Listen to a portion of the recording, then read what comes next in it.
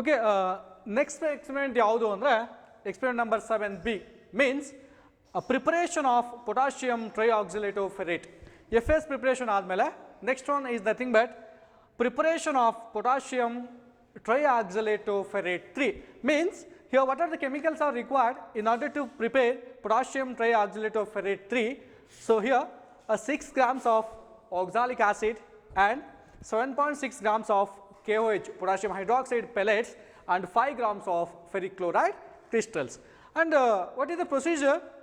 So here 6 grams of oxalic acid is dissolved in 25 ml of hot water taken in a beaker, and 7.6 grams of potassium hydroxide solution is added to the beaker with the stirring. So 5 grams of ferric chloride is added to the above solution with the constant stirring. So to the same solution we have to add 5 grams of ferric chloride with the constant stirring. The resulting solution is boiled and cooled to get the green colored crystals of potassium triaxylate of ferrate 3.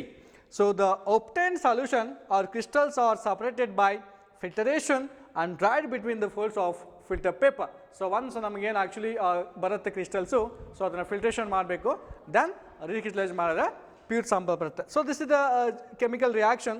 FeCl3 plus 6 KOH plus 3 C2H2O4 means ferric chloride, KOH, oxalic acid gives rise to K3Fe C2H4 thrice plus 3 KCl plus 6 H2O.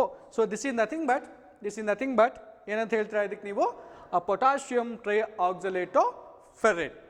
So this is the procedure part.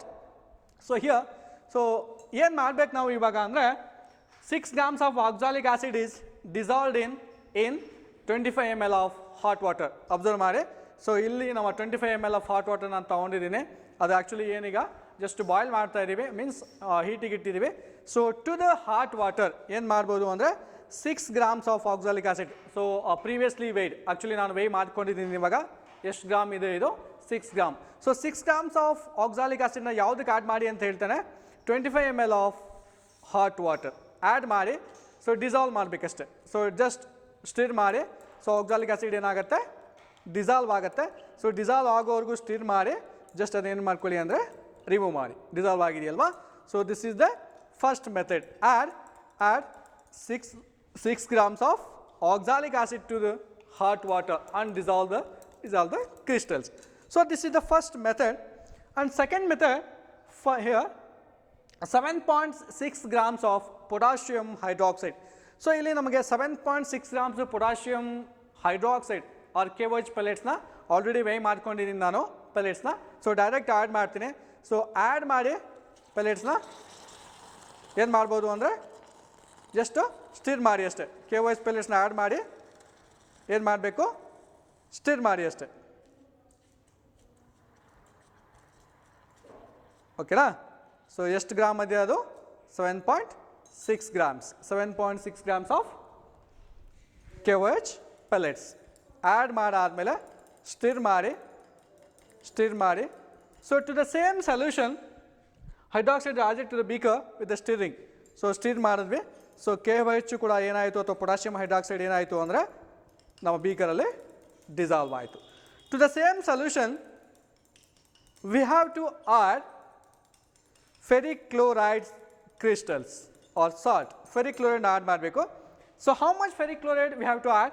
So here 5 grams of ferric chloride. means previously weighed ಇದೆ. Actually ನಾವು weigh ಮಾಡ್ಕೊಂಡಿದ್ದೀವಿ. So ಎಷ್ಟು ನೀವು weigh ಮಾಡಿದ್ರೆ ಎಷ್ಟು ಮಾಡಬೇಕು ಅಂದರೆ 5 grams weigh ಮಾಡಬೇಕು.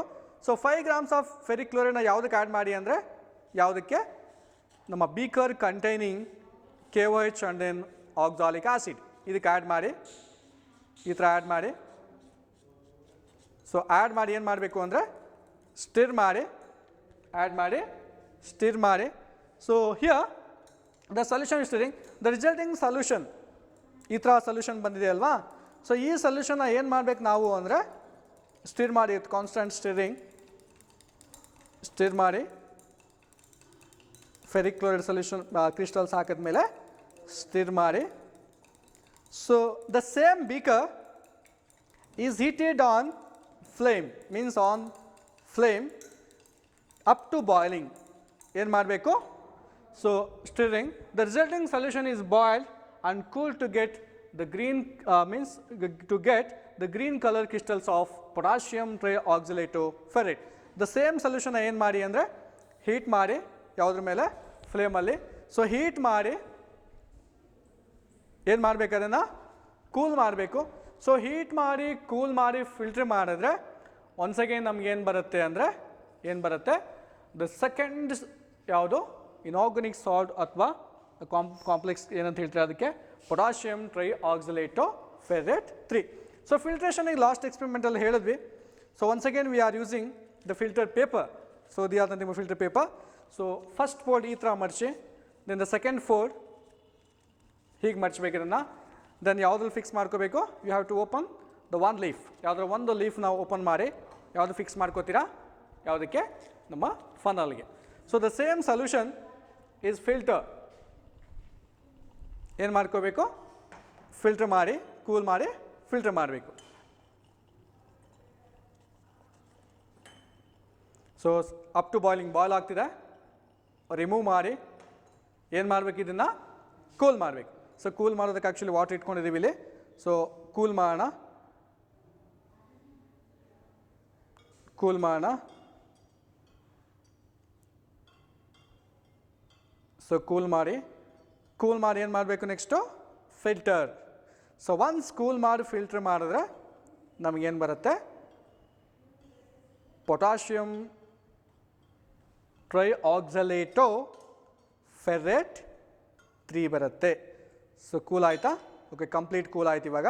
ಸೊ ಕೂಲ್ ಆಗಿದ್ದ ಏನು ಮಾಡಬೇಕು ಅಂದರೆ ಫಿಲ್ಟ್ರೇಷನ್, ಲಾಸ್ಟಿಕ್ ಪ್ರಿಪ್ರೇಷನಲ್ಲಿ ಹೇಳಿದೆ. ಸೊ ಈ ಥರ ಮೌತಿಗೆ ನಿಮ್ಮ ಗ್ಲಾಸ್ ಲಾಟ್ನ ಟಚ್ ಮಾಡಿ, ಸೊ ಫಿಲ್ಟ್ರ್ ಮಾಡ್ತಾ ಹೋಗಿ, ಆಯಿತಾ.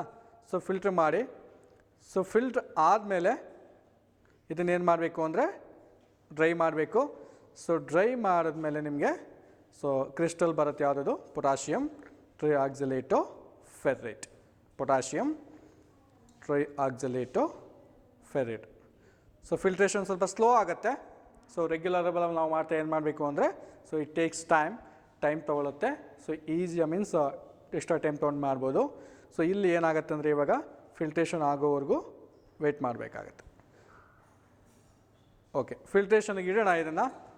ಸೊ ಕಂಪ್ಲೀಟ್ ಫಿಲ್ಟ್ರೇಷನ್ ಆದಮೇಲೆ ಏನು ಆ್ಯಕ್ಚುಲಿ ನಮ್ಮ ಫಿಲ್ಟರ್ ಪೇಪರ್ ಮೇಲೆ ಕ್ರಿಸ್ಟಲ್ಸ್ ಇರುತ್ತೆ.